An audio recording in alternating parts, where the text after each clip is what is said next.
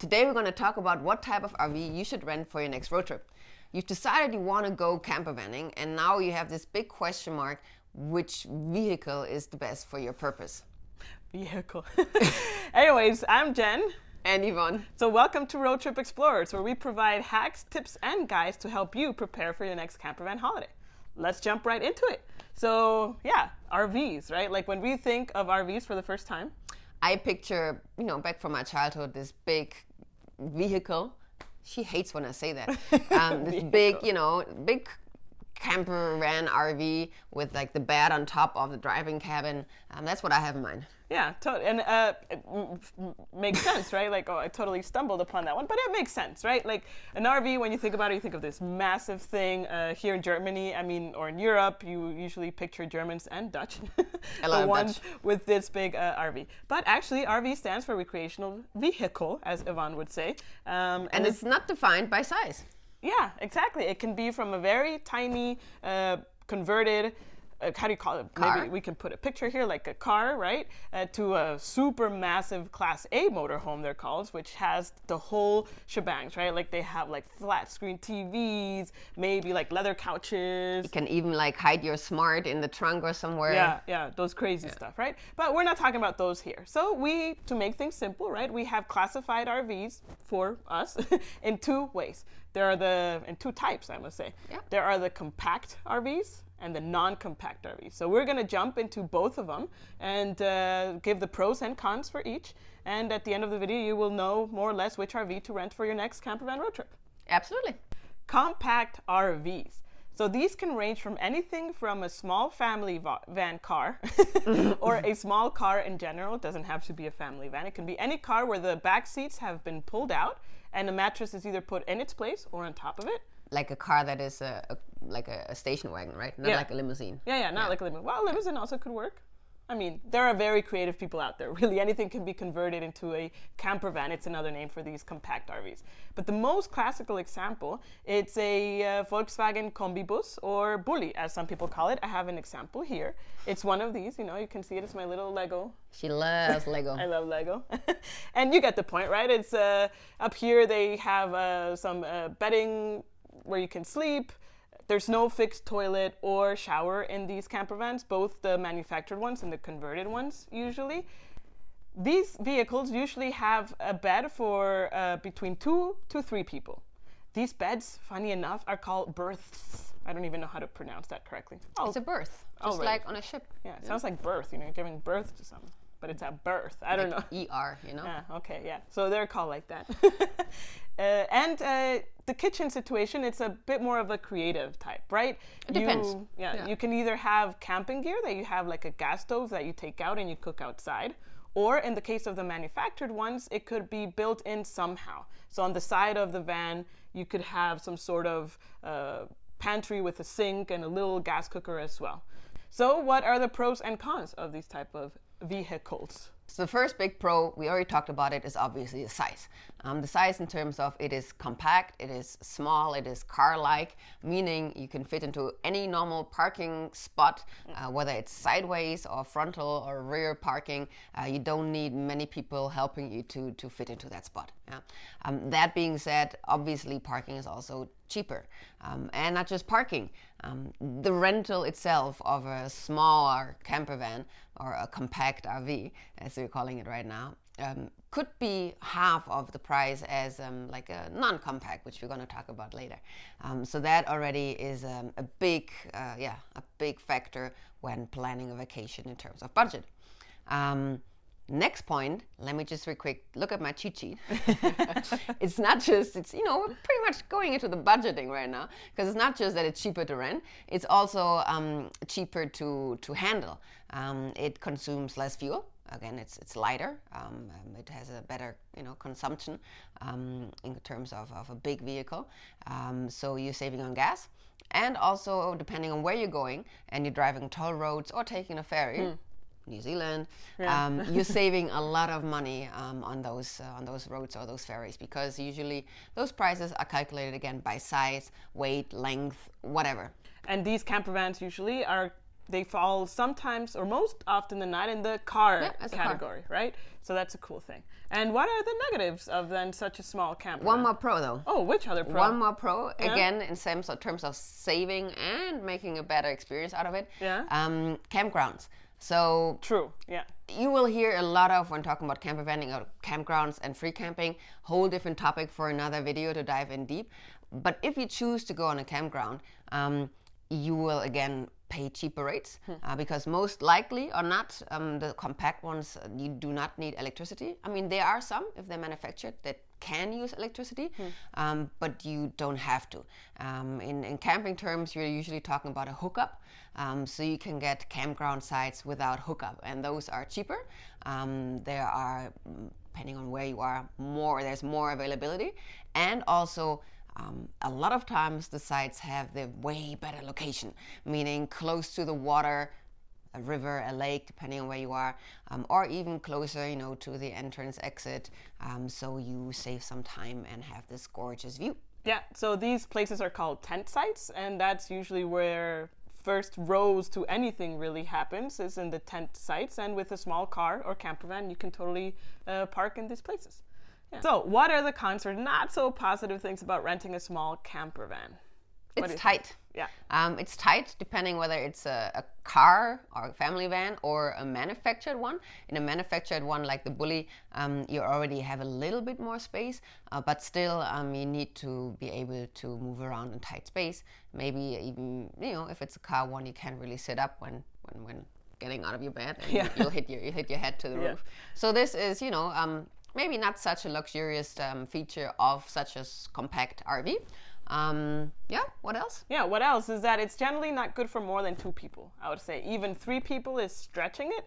There are some companies that provide some sort of roof tent with these kind of vans, and then somebody has to sleep on the roof. But it's not that comfortable first of all, there's no space really in the van, so you need to be sure that if you're renting these kind of vans for more than 2 people, you have kind of like good weather, because then that means you need to spend a lot of time outdoors. Absolutely. If the weather is not that good, if it's raining or it's cold in an evening, then it might be kind of tricky to cramp all of more than 2 people inside this vehicle. Also, the Bully usually lifts the roof. Yeah. True. And you can have 2 people sleeping here and also 2 people on the couch. It works, but just be aware that just makes it even tighter. Yeah, another one, actually, and this is the reason why some of our friends decided not to rent such a campervan, is that you need to rebuild your bed every day.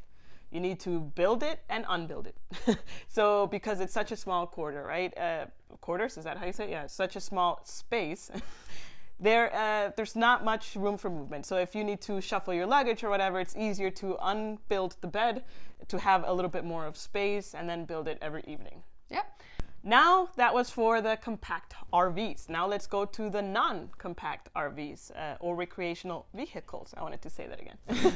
So these are usually most often than not manufactured cars. They are definitely more luxurious, right? Obviously, the more money you spend on renting such a vehicle, the more things you will have. Usually they have a fixed toilet, a fixed shower even, a bigger kitchen area, a fixed bed. Yes. Did I miss anything? Storage in general, like a cupboard or anything totally. similar. Yeah. So they're basically, already more the motorhome type. Yeah. Hence, they're bigger in size. The pros of a non-compact RV are a fixed kitchen with a lot more space, a fixed toilet, a fixed bathroom, a fixed bed, no shuffling around. You probably have some space also to put your clothes in, so everything is very easy to access, and it's basically like a little tiny house. Hence, it's very comfortable to live in. Yep. And how about the negatives, though? So I would say everything that was a pro with a small camper is kind of a negative now. So it's not going to be easier to drive. On the contrary. On the contrary. And you have to be aware of this, right? Because not only not easier to drive, but in cases where you pull up to the gas station, that also becomes a challenge sometimes, because you have to kind of be careful not to hit the gas pump as you're driving in. Ideally, right? So it's more expensive to rent, because obviously you have more luxuries inside of the van. What else? It consumes more fuel, obviously. Yeah. What else would be a negative? And they're not as discreet, I would say. The cool thing about having a car camper van, the ones that we love to rent, is that it kind of blends in the traffic. You go to maybe a public parking space and people don't know that it's a camper van. For example, in the US, we had situations where camper vans were not allowed in certain parking spots close to the beach, right? Like in Santa Monica and all that area. It said, if you are with a camper van, you cannot park here. We had a camper van, but it was a car camper van, so it was fine. Yeah. So it's more notorious that you're camper vanning if you have one of these bigger RVs. Just because we prefer the smaller type of camper van or compact RV doesn't mean that it's the right thing for everyone. So let's go through those 4 questions. Okay, let's do it. So first question, are you going on a road trip with 5 people or more? If your answer is yes to this, then you probably need to rent a motorhome. Non-compact. Yeah, exactly. Again, because you will have more berths inside of the of the motorhome, and it's going to be more comfortable and not as cramped. Unless you divide your group, right, into 2 people, and then you can rent a smaller camper van. You mean into 2 groups? Into 2 groups. Did I say 2 people? Yes. Yeah, 2 groups. Yeah. You know what I mean? Yeah. Yep. All right. So question number 1, very, very simple. So if your answer was no to the first question that I just asked, then you should ask yourself the second question. Second question being, do you need a toilet in your camper van? A fixed toilet, we must say. So if your answer is yes, again, you should go for a motorhome, a non-compact RV. However, if your answer is no, then let's move on to the next question. So third question, how tall is the tallest person in your group? Very good point. Small, compact RVs don't have the biggest length. So in general, beds are maximum 2 meters. Maximum. Yeah, and I mean 2 meters bed doesn't mean that a 2 meter person fits in it, right? So we are not the tallest, longest people, and yet I sometimes, depending on how I lie, touch the chair with my little toes. So how tall are you then? I'm 170. I'm not that long. Yeah. Yeah. Meters, that is. Yeah, exactly. So depending on the size of the tallest person of your group, your answer will lead one way or another. Yeah. There are, however, some companies that offer some sort of extension for the bed on smaller camper vans. But again, it's a question of comfort, right? Yeah. For example, again, we have a friend and he's almost 2 meters tall. And definitely this was the reason why he didn't want to go with a smaller camper van, because obviously he was going to be uncomfortable sleeping. Right? So if you are taller than, we would say 190, then maybe you should again rent a motorhome. And 190, by the way, is 3 feet and 3 inches. No, man, it's 6 feet and 3 inches. Oh. Sorry, we have our cheat sheet here. It's not so easy. Anyways, it's 6 feet and 3 inches. So if you are kind of short like me, or not so short but not so tall as Yvonne, then you should ask yourself the last question, which is, Chun, chun, chun. Do you like or do you mind rebuilding your bed every day? Again, level of comfort. Yeah. Are you a tidy person or not? Do you mind flying clothes around or not? That's kind of the question you should ask yourself. Usually rebuilding means flipping one part of the bed over and then reflipping it. In a bully, it could mean that you have different pieces that actually form a bed, and that you just, take 2 away, so you have a couch, and then put them back in. It doesn't mean that much effort, but it just needs to be done. Yeah. So if you made it this far and you had no to all of our 4 questions, then welcome to the small campervan family, right? Yay!